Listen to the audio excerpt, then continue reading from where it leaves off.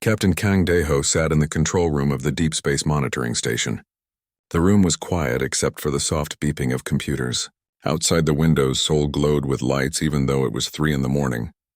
Daeho had been working late again, checking signals from faraway stars.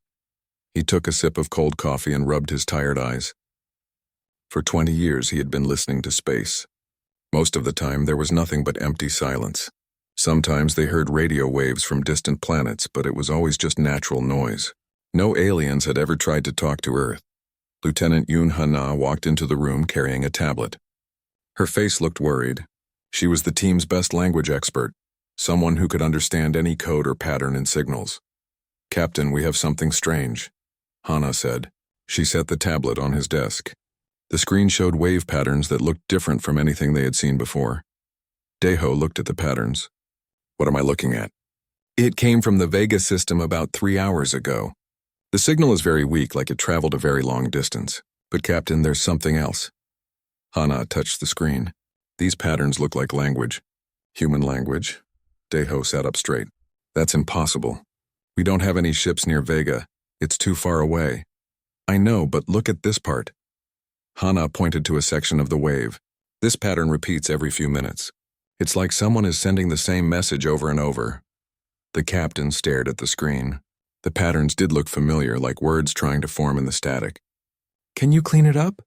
"I've been trying. The signal is very damaged. It's like it bounced off many things before reaching us, but I think I can fix parts of it." Hana worked on her computer for an hour. Slowly, pieces of sound began to come through the speakers. At first it was just noise. Then, clear as day, they heard a human voice. "Died day 400. They took the children today." God help us, Daeho felt his blood turn cold. Hana's hands shook as she typed on her keyboard. "There's more," she whispered. "Much more." They listened as more pieces of the message came through. The voice was a woman speaking in English, but with an accent they couldn't identify. She sounded scared and tired. "The harvest continues. They don't see us as people, just animals. If anyone receives this transmission, remember us. Remember that we tried to fight." The message cut off into static. Hana and Daeho sat in silence for several minutes. Finally, the captain spoke. "Play it again." They listened 5 more times. Each time, the message became clearer. The woman was definitely human, but she was talking about things that made no sense. Who took children? What was this harvest she mentioned? "Captain," Hana said quietly, "there are coordinates hidden in the signal. Mathematical patterns that point to a location." "Where?" 47 light-years from Earth, in a system we've never explored." Daeho stood up and walked to the window. Seoul looked peaceful and safe. But somewhere, very far away, humans were in terrible danger. "Who else knows about this?" he asked. "Just us. The message came through our private research channel. Keep it that way for now. But we need to tell Commander Park right away." Commander Park Jin-woo arrived at the station within an hour. He was a serious man who never smiled. But when he heard the message, his face became very dark. "Play it once more," he ordered. As the woman's frightened voice filled the room again, Park's hands formed fists. When the message ended, he was quiet for a long time. "This is classified information now," he finally said. "No one talks about this outside this room." "Sir, shouldn't we tell people?" Daeho asked. "If there are humans out there who need help, we don't know what we're dealing with yet. This could be a trap, or it could be something much worse." Park looked at both of them. "But we're going to find out." The commander made several phone calls. Soon, the small monitoring station was filled with scientists, military officers, and computer experts. They all listened to the message and studied the data. Dr. Lee Bo-young, Earth's top space scientist, examined the signal patterns. "This technology is beyond anything we have," she said. "Whoever sent this message used quantum transmission methods that we're only starting to understand." "Could humans have developed this technology?" Park asked. "Not any humans from Earth. But if there were human colonies that we lost contact with many years ago, and if they had help—" She didn't finish the sentence. Engineer Nam Tai-jin looked up from his computer. "Commander, I found something else in the signal." There are more voices, very quiet in the background. He turned up the volume. Beneath the main message, they could hear other sounds. Children crying, people talking in frightened whispers, and something else, voices that didn't sound human at all. "My God," whispered Hana. How many people are out there? The room became very quiet. Everyone was thinking the same thing. Somewhere in space, humans were prisoners. They were being hurt by creatures from another world, and they were calling for help. Commander Park made a decision. I'm calling an emergency meeting with Earth Defense Command. We need to know if we ever sent secret missions to that part of space. Over the next few hours, old files were opened. Secret records from 50 years ago were studied. What they found made everyone's blood run cold. Earth had indeed sent secret colony ships to distant systems. The missions were so classified that most people had forgotten about them. The colonists were volunteers who knew they might never come home. They were supposed to build new homes for humanity among the stars.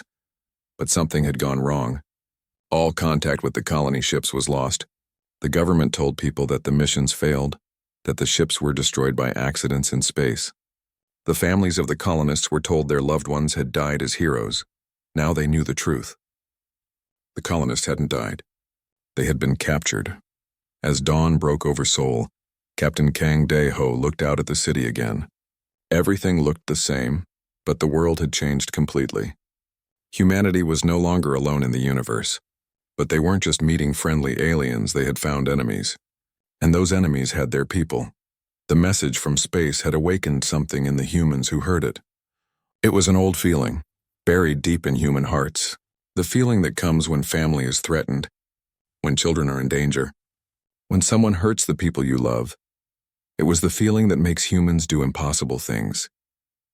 The feeling that makes them fight when they should run. The feeling that turns peaceful people into warriors. The message had been a call for help. But it had become something else entirely. It had become a call to war. Dr. Lee Bo-young floated in the zero-gravity lab of Research Station Alpha. The station orbited Jupiter, far from Earth's noise and interference. Here she could study the alien signal without any interruptions. For 3 days she had barely slept. The message from space was more complex than anyone had thought. Hidden inside the woman's desperate words were layers of data that told a story too horrible to believe. Engineer Nam Tae-jin pushed himself through the lab's doorway. His face was pale and tired. "Doctor, I found more hidden messages." Bo-young turned away from her screens. "How many more?" "Dozens, maybe hundreds. The signal isn't just one message. It's like a library of recordings all compressed together." Nam handed her a data pad. "Some of these voices, they're speaking languages that don't exist on Earth anymore." Bo-young looked at the data. The pattern was clear but frightening. Ancient Korean, Old Chinese dialects, languages that died out centuries ago. "It gets worse," Nam said. "Some recordings are from children who were born in space. They're speaking human languages, but with words we don't recognize, words for things that don't exist on Earth." Specialist Kim So-ra joined them in the lab. She was young but brilliant with computer codes. Her job was to find patterns that others missed.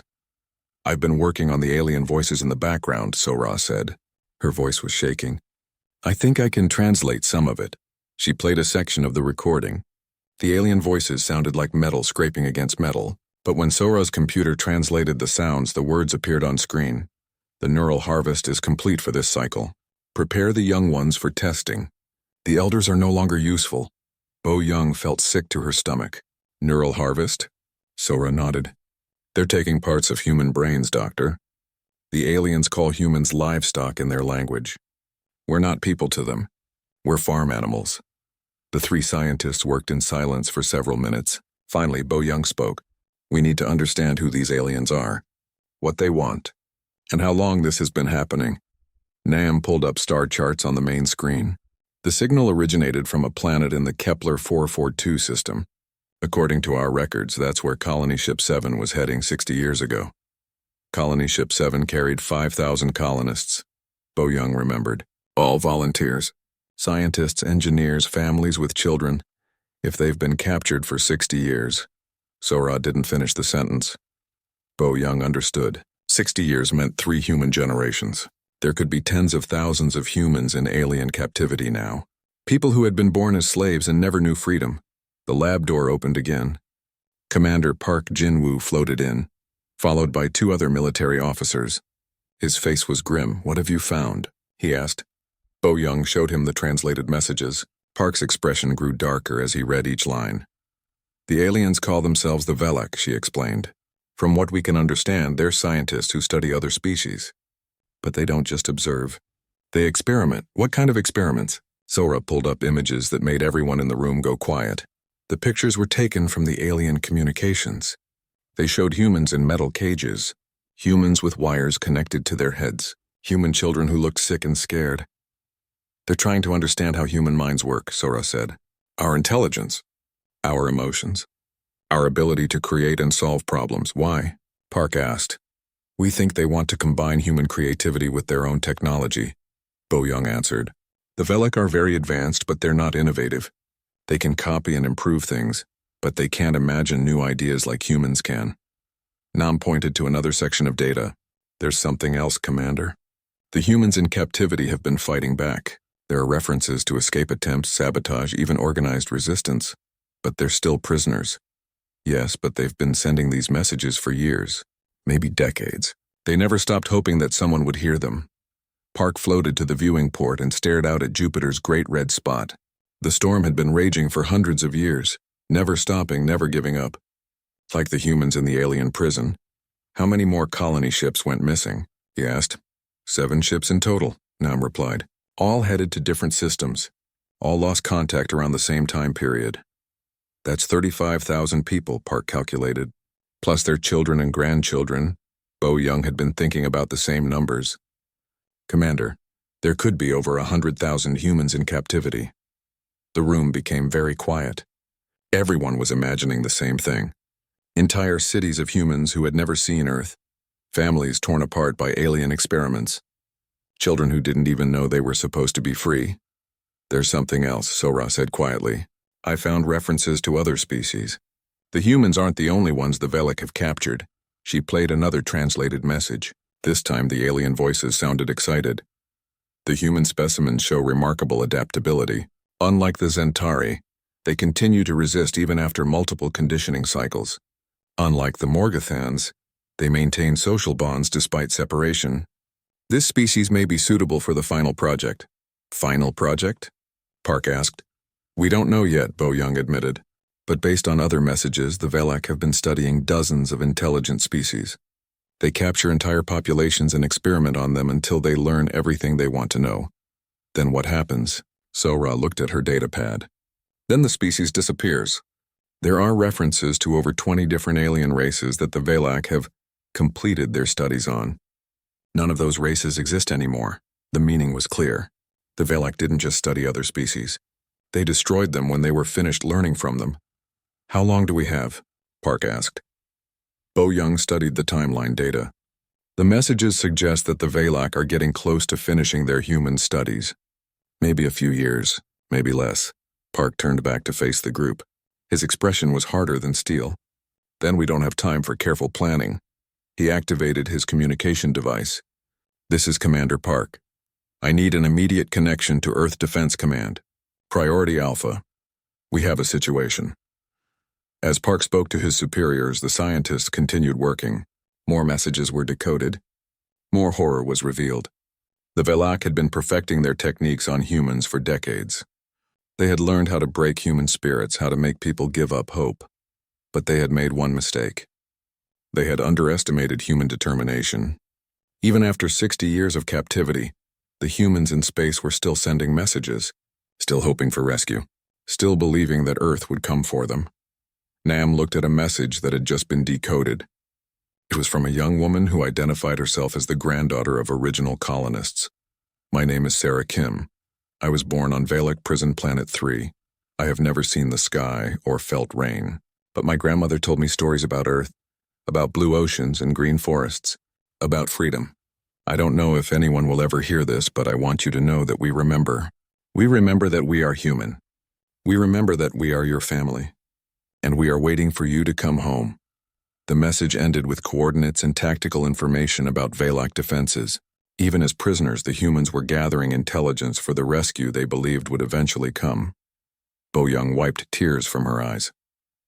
In all her years as a scientist, she had never seen data that made her want to fight.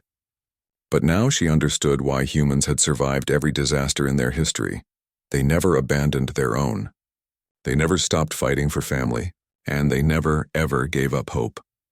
The message from space had done more than call for help. It had awakened something primal in every human who heard it. The need to protect their people. The fury that comes when family is threatened. Earth had just learned that humanity was not alone in the universe. But they had also learned something else.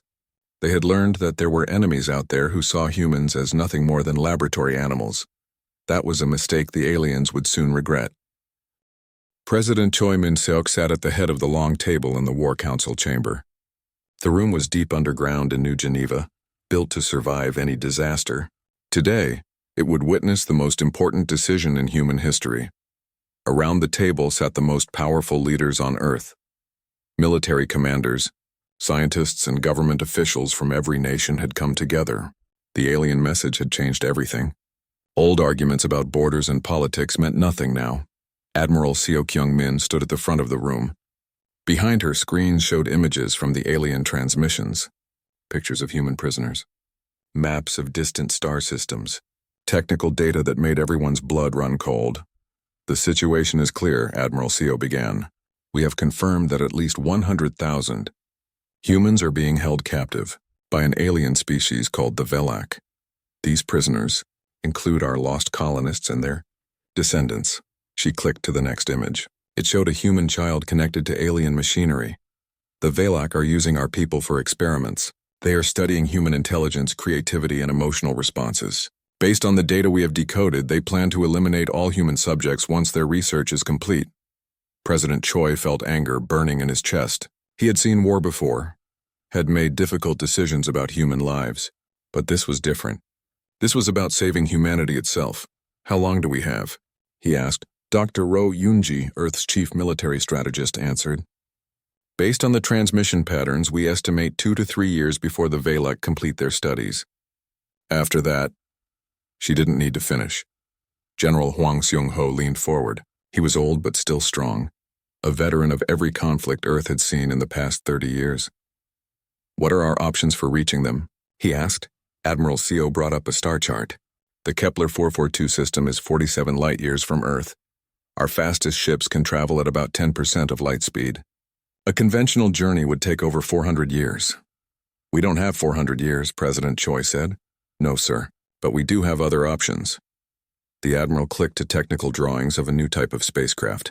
Project Lightspeed has been in development for 5 years. It's an experimental faster-than-light drive based on quantum tunneling principles. The room became very quiet. Everyone knew about Project Lightspeed, but it was still theoretical. The prototype has never been tested with a full-size ship. Admiral Seo continued. Computer simulations show a 60% chance of success. The journey would take approximately 3 years each way. And the 40% chance of failure? Asked President Choi. Complete destruction of the ship and crew. General Hwang stood up. I'll lead the mission. Sir, you don't understand, Admiral Seo said. This wouldn't be a small reconnaissance mission. To have any chance of success against the Velak, we would need a full military fleet, thousands of soldiers, multiple warships. Then that's what we'll send, President Choi said. Dr. Rowe pulled up economic projections on her screen. Mr. President, building a fleet capable of interstellar warfare would require the complete mobilization of Earth's resources. Every factory, every shipyard, every research facility would need to focus on this single mission. What would that mean for Earth? The President asked. It would mean transforming our entire civilization into a war machine. For years, maybe decades, everything we do would be focused on building ships and weapons for this rescue mission. The room was silent. Everyone understood what was being suggested. Earth had been peaceful for generations. They would be changing their entire way of life for people they had never met, in a place they had never seen. But those people were human. They were family. President Choi looked around the table. I want to hear from everyone. This decision affects all of humanity. General Yamamoto from the Pacific Federation spoke first. My grandfather was a soldier. He taught me that you never leave your people behind. It doesn't matter how far you have to go or how dangerous it is. Prime Minister Anderson from the European Union nodded. We've listened to those messages. Those are our children calling for help. How can we do anything but answer? One by one, every leader in the room gave the same answer. Despite the risk, despite the cost, despite the uncertainty, they all agreed. Earth would go to war to save its people. President Choi stood up. Then it's decided. As of today, Earth enters a state of total mobilization. Every resource, every person, every piece of technology will be focused on building a rescue fleet. Admiral SEO began outlining the plan. We'll need to build at least 12 warships, each capable of faster-than-light travel. We'll need new weapons designed to fight aliens we've never seen. We'll need soldiers trained for combat in space. How long will it take to build everything? President Choi asked. 3 years minimum, maybe 4. And the people in the alien prisons? Dr. Rowe had been studying the decoded messages. The transmissions suggest that the human prisoners know something is happening. Their recent messages are more hopeful. They're preparing for rescue. General Huang smiled grimly. Good. They've been fighting alone for 60 years. It's time they had backup. Within hours of the decision, every major city on Earth began to change. Factory workers reported to new jobs building spaceship parts. Scientists abandoned their research to work on military technology. Young people lined up at recruitment centers to volunteer for the most dangerous mission in human history. The transformation was incredible. Earth's peaceful civilization became focused on a single goal: bringing their people home. Engineer Nam Tai-jin worked 18 hours a day designing new weapons. The Velak use energy shields, he explained to his team. Our conventional weapons won't work against them. We need something new. Dr. Lee Bo-young led a team developing new armor for space combat. The aliens are physically weaker than humans, she said, but their technology is more advanced. Our soldiers will need protection from weapons we can't even imagine. Pilot Oh Min-ho trained with hundreds of other volunteers to fly the new warships. The faster-than-light drives required special skills that no human had ever learned before. It's like learning to drive while the road appears in front of you, he told his fellow pilots. One mistake and we'll be scattered across a dozen star systems.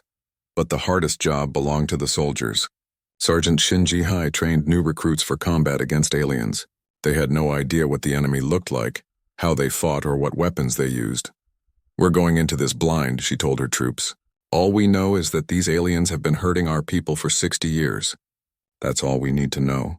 The training was brutal. Soldiers learned to fight in zero gravity, in alien environments with weapons that had never been tested in real combat. They studied every piece of intelligence from the alien transmissions. Most importantly, they listened to the messages from the prisoners. They heard the voices of humans who had never given up hope, who had survived decades of alien experiments, who were still fighting for freedom. Remember those voices, Sergeant Shin told her soldiers. Those people have been waiting 60 years for us to come. We are not going to let them down. As Earth's war machine grew stronger, the messages from space became more frequent. The human prisoners somehow knew that rescue was coming. Their transmissions included detailed intelligence about Velak military installations, weapons, and weaknesses. They're not just waiting to be rescued, General Huang realized. They're preparing to fight alongside us. The most recent message had come from someone who identified himself as Colonel Park Ye-jin, a descendant of the original colonists who had organized the prison resistance. Earth forces, we are ready. We have weapons hidden throughout the prison colonies. We have identified key targets in the Velak defense network. When you arrive, we will strike from within while you attack from without. 60 years of captivity ends now. President Choi listened to that message in his office late one night. Outside his window, he could see the lights of factories working around the clock to build the rescue fleet. In the distance, the glow of the new military training centers lit up the horizon. Humanity had awakened. The peaceful civilization that had been content to explore the stars slowly and carefully was gone. In its place was something harder, more focused, and infinitely more dangerous. The aliens had made a terrible mistake. They had thought humans were just another species to study and dispose of. They hadn't realized that humans never abandoned their own. They hadn't understood that humanity's greatest strength came not from their technology or their intelligence, but from their loyalty to each other. The Velak were about to learn what happened when someone threatened the human family. Earth was coming. And Earth was angry. Captain Bae Hyun-woo stood on the bridge of the UES Retribution, humanity's first interstellar warship. Through the view screen, he could see 11 other Earth ships floating in formation. After 4 years of preparation, the rescue fleet had finally reached the edge of Velak space. The journey had taken 3 years of faster-than-light travel. During that time, they had received no new messages from the human prisoners. The silence was terrifying. Were their people still alive? "Captain, we're detecting energy signatures ahead," reported Lieutenant Commander Kim Jae-won from his sensor station. "Multiple alien vessels moving in patrol patterns." Hyunwoo felt his heart rate increase. This was it. First contact with the enemy that had enslaved their people for 60 years. "How many ships?" he asked. 12 that we can detect. But Captain, they're much smaller than our vessels. Each one is about the size of our shuttlecraft." Major Lim Da-yoon, commander of the Orbital Drop Division, studied the tactical display. "They're not expecting us. Look at their formation. It's designed for watching, not fighting." The Valak patrol ships continued their slow movements, unaware that death was approaching them from Earth. "Open a channel to all ships," Hyunwoo ordered. "This is Captain Bay to all vessels. We are about to make first contact with the enemy. Remember why we're here. Remember who we're fighting for." Pilot Oh Min-ho sat in the cockpit of his fighter craft attached to the side of the Retribution. His hands gripped the controls tightly. He had trained for 4 years for this moment. "All fighter pilots, prepare for launch," came the order through his headset. "We go in fast and hard. The element of surprise is all we have." The first Valak patrol ship detected the human fleet when it was too late to run. Captain Hyunwoo watched through the view screen as the alien vessel tried to change direction. "Target the patrol ship's engines," he ordered. "We want prisoners for questioning." The Retribution's weapons fired. Beams of focused energy struck the alien ship, disabling its propulsion but leaving it intact. It drifted helplessly in space. "Sir, we're receiving a transmission from the damaged vessel," reported the communications officer. "Put it through." The bridge speakers filled with sounds like metal scraping against stone. The ship's computer worked to translate the alien language. "Unknown vessels, you are in Valak territory. Identify yourselves or be destroyed." Captain Hyunwoo smiled coldly. "Translate this message and send it back. We are humanity. We have come for our people." There was silence from the alien ship for several minutes. Then another message came through. "Impossible. The livestock species does not possess interstellar travel capabilities." "Livestock?" Major Lim's voice was filled with anger. "Did they just call us livestock?" Hyunwoo's expression became deadly calm. "Yes, they did. Target all remaining patrol ships. No survivors. The battle was over in minutes." The human fleet had trained for years specifically to fight the Valak. Their weapons were designed to penetrate alien energy shields. Their tactics were planned around the enemy's weaknesses. The Valak patrol ships were destroyed so quickly they didn't have time to send warning messages. "Scan the wreckage," Hyunwoo ordered. "I want to know everything about their technology." While the science team studied alien debris, pilot Oh Min-ho led a boarding party onto the one Valak ship they had left intact. What they found inside would stay with them forever. The alien ship was filled with cages, small metal containers that barely had room for a human child. In several of them, they found human prisoners. Sergeant Shin Ji-hai was the first to reach the cages. Inside one, she found a young girl who couldn't have been more than 10 years old. The child was unconscious, connected to alien machines by wires in her head. "Medical team to the alien vessel immediately," Shin spoke into her radio. Her voice was shaking with rage. The girl's eyes opened when she heard Shin's voice. She tried to speak, but only a whisper came out. Are you from Earth?" Shin's eyes filled with tears. "Yes, little one. We're from Earth. We've come to take you home." The child smiled for the first time in her life. "Grandmother said you would come. She said Earth never forgets its children." As the medical team worked to free the human prisoners, the boarding party explored the rest of the alien ship. What they found made them understand the true horror of the Valak methods. The ship contained detailed records of human experiments, files describing which humans were best for different types of testing, videos of Valak scientists studying human emotional responses to pain and fear. Oh Min-ho had to leave the ship to keep from being sick. "Captain, you need to see this. All of you need to see what they've been doing to our people." The evidence was shared with all 12 human ships. When the crews saw the alien records, something changed in them. The anger they had felt before became something much colder and more dangerous. "Sir, we're receiving a transmission from deeper in the system," reported the communications officer. "It's on human frequencies." The bridge speakers filled with a familiar voice. It was the same woman who had sent the original distress call 4 years ago. "Earth ships, this is Dr. Song Mi-young of the Human Resistance. We detected the destruction of the Valak patrol fleet. We've been waiting for you." Captain Hyunwoo felt relief wash over him. Dr. Song, this is the Earth Defense Force. What's your situation? We have resistance cells on 3 planets in this system. Total population of human prisoners is approximately 120,000. We have weapons and we're ready to fight. What about Velak defenses? Heavy orbital platforms around each planet. Ground-based energy weapons. But Captain, we've been sabotaging their systems for months. When you give the signal, we can disable their primary defense grid. Major Lim studied the tactical data coming from the resistance. This is incredible. They've turned the prison planets into weapons factories. Look at this intelligence. The information from the human prisoners was detailed beyond anything Earth's military had hoped for.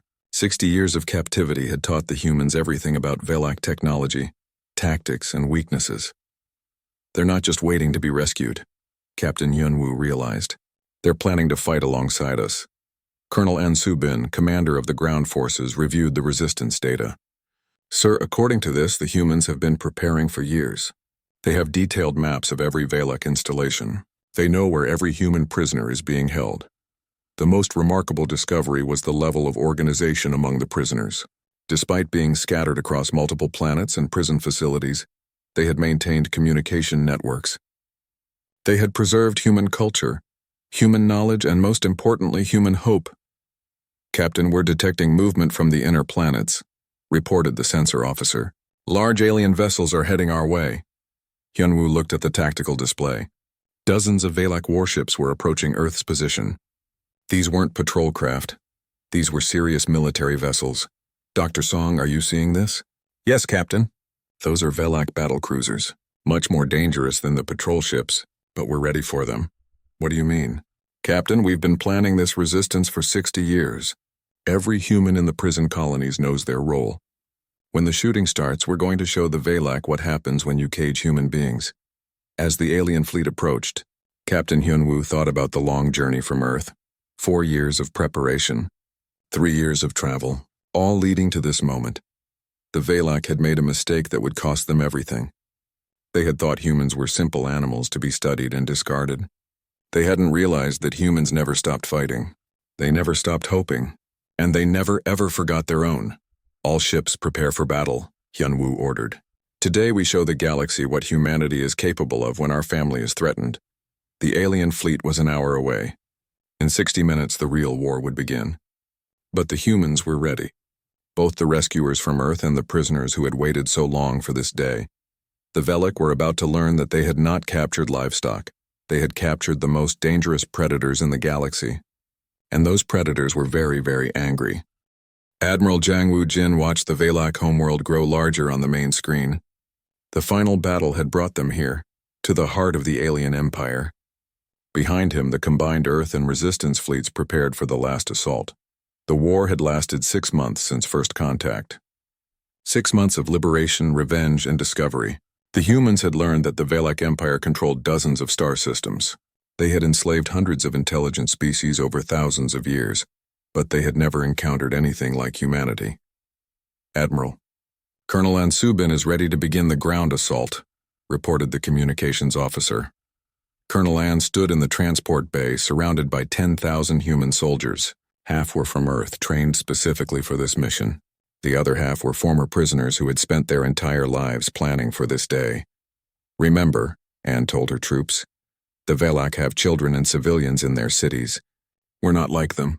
We don't hurt innocents, but any Velak who fights us dies today.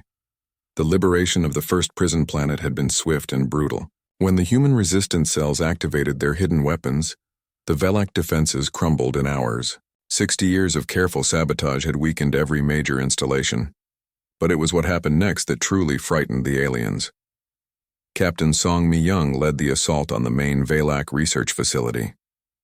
Inside, they found laboratories filled with human subjects connected to alien machines. Children who had been born in captivity and never seen sunlight. Elders who had survived 6 decades of experiments.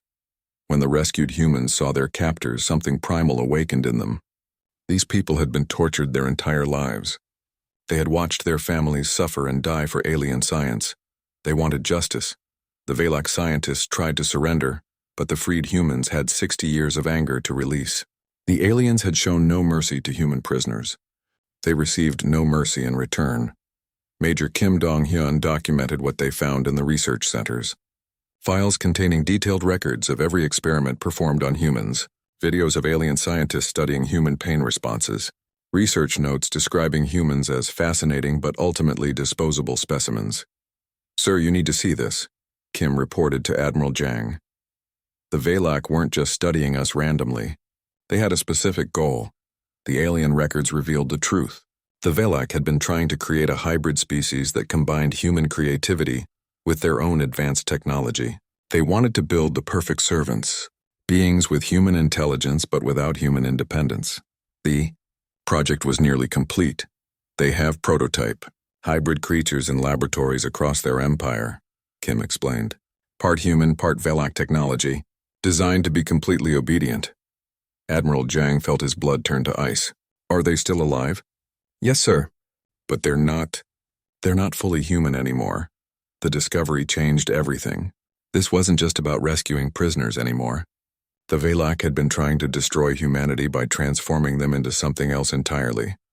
All ships, new priority," Admiral Jang broadcast to the fleet. "Find every hybrid laboratory. Find every research facility.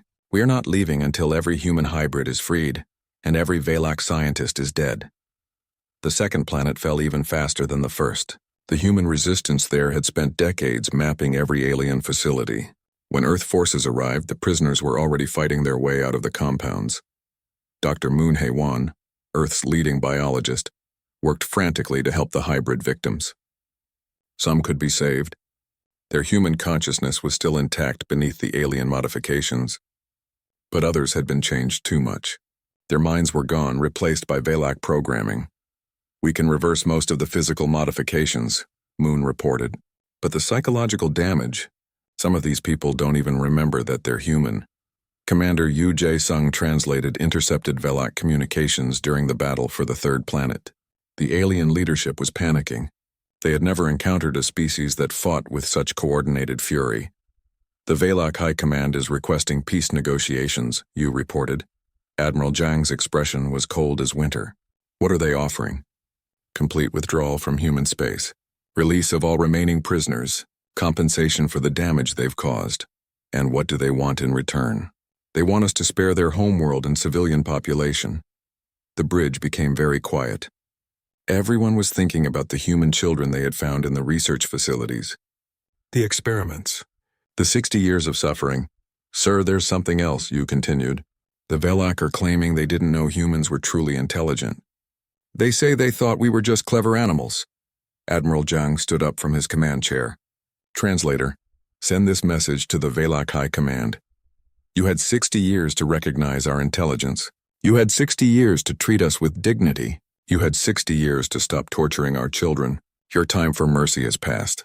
The final assault on the Valak homeworld began at dawn. Captain Song Mi-young, the woman whose original distress call had started this war, led the first wave of landing craft toward the planet's surface. The freed human prisoners fought alongside Earth soldiers as equals. Their hatred of the Valak burned just as hot as their rescuers' anger. Together they were an unstoppable force. Lieutenant Colonel Park Ye-jin coordinated ground operations from the surface. The human hybrid victims who could still fight joined the assault, driven by fury at what had been done to them. "The Valak military is collapsing," Park reported. "They're not used to fighting an enemy that refuses to surrender." The aliens had conquered many species over the millennia, but always through superior technology and careful planning. They had never faced an enemy driven by pure rage and determination. As human forces surrounded the last Valak strongholds, Admiral Jang made a final broadcast to the alien leadership. "This is Admiral Jang Woo-jin of Earth Defense Command. You have exactly 1 hour to release every human hybrid in your laboratories and provide complete records of your experiments. After that, we will assume that you are hiding evidence and will act accordingly." The Valak tried one final desperate move. They offered to share their advanced technology with humanity in exchange for peace. They promised to make Earth civilization the most powerful in the galaxy. Admiral Jang's response was broadcast across all frequencies. "We don't want your technology. We don't want your empire. We want justice for our people. Every human who suffered in your laboratories, every child who was born in captivity, every person who died in your experiments, they will all be avenged today. The last Valak research facility fell that evening. Inside, human soldiers found the most horrific discovery yet. Thousands of human brains preserved in alien machines. The Valak had been harvesting human neural tissue for decades, keeping the brains alive to study human consciousness. When the soldiers realized what they were looking at, the final restraints on human fury disappeared. Captain Song Mi-young led her unit into the Valak government complex. The alien leaders tried to hide in underground bunkers, but the humans had studied their infrastructure for 6 months. There was nowhere to run. The war ended at sunset on the Valak homeworld. The last alien government officials were found in their command center, surrounded by human soldiers who had once been their prisoners. "Please," the Valak leader begged through the translator. "We didn't understand. We thought you were animals. We made a mistake." Park Ye-jin, whose grandmother had been one of the original colonists, looked down at the alien with cold eyes. "You made many mistakes," he said. "You mistook our kindness for weakness. You mistook our cooperation for submission. You mistook our humanity for inferiority. But your biggest mistake was thinking that we would ever forgive you for what you did to our children." The final message from the war zone was broadcast across all known frequencies. Admiral Jang spoke for all of humanity when he sent the warning that would echo through the galaxy for centuries. "This is humanity. We came for our people and we found them. We found them tortured, enslaved, and treated as laboratory animals. The species responsible for this crime no longer exists. Let this be known throughout the stars. Humanity protects its own. We do not forget. We do not forgive. And we will always come for our family." The rescued humans began their journey home to Earth. But they were forever changed. They had survived 60 years of alien captivity, but they had also witnessed what humanity became when truly threatened. They had seen their species transform from peaceful explorers into the most feared warriors in the galaxy. They had watched their rescuers cross impossible distances and overcome incredible odds to save people they had never met. The broadcast that had started it all, one woman's desperate plea for help, had awakened something that would never sleep again. Humanity had learned that they were not alone in the universe. They had learned that there were enemies among the stars, but they had also learned something else. They had learned that no force in the galaxy was stronger than human loyalty. No technology was more powerful than human determination, and no species was more dangerous than humanity. When their family was threatened, the Valak had made the mistake of caging the most protective predators in the universe. They had paid the ultimate price for that error.